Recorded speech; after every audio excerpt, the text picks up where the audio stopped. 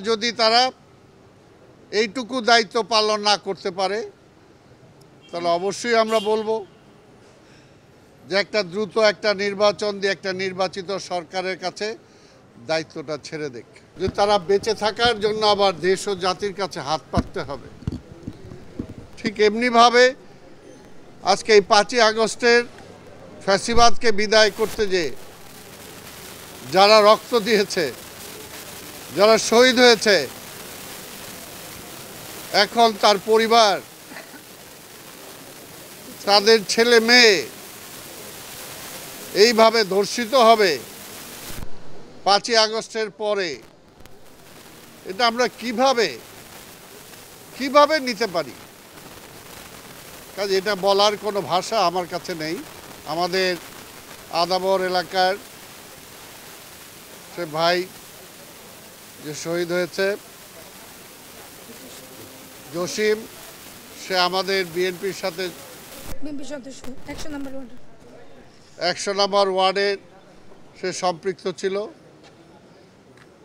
এবং সে শহীদ হওয়ার পর থেকেই বিএনপির পক্ষ থেকে আমরা এই পরিবারকে যতটুকু দেখাশোনা করার, সেই সময় জসিমকে কবরস্থ করার যতটুকু আমাদের দলের পক্ষ থেকে আমরা সেই প্রথম থেকেই করে আসছি।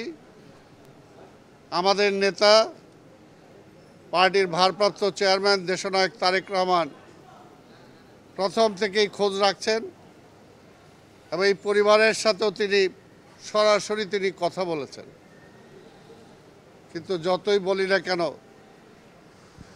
আজকের এই সরকার এই জবাবটা কি দেবে? এর জন্যই বলি, আসলে এটা বলার কোনো ভাষা নাই। শুধু এটাই বলবো, আর কোনো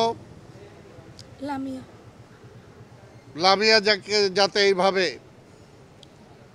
নিজের লজ্জা ঢাকার জন্য নিজের গলায় ফাঁস না নিতে হয়, নিজের জীবন দিতে না হয়,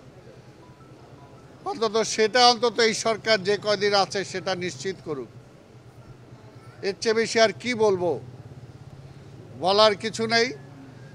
আর যদি তারা এইটুকু দায়িত্ব পালন না করতে পারে তাহলে অবশ্যই আমরা বলবো যে একটা দ্রুত একটা নির্বাচন দিয়ে একটা নির্বাচিত সরকারের কাছে দায়িত্বটা ছেড়ে দেখ। তাহলে অন্তত একটা জবাবদিহিতা থাকবে। আজকে এই সরকারের তো কোনো জবাবদিহিতা নেই। তা আমি আবার দেশবাসীর কাছে বলবো যে তার আত্মার মাগফিরাত কামনা করে যাতে সবাই দোয়া করে,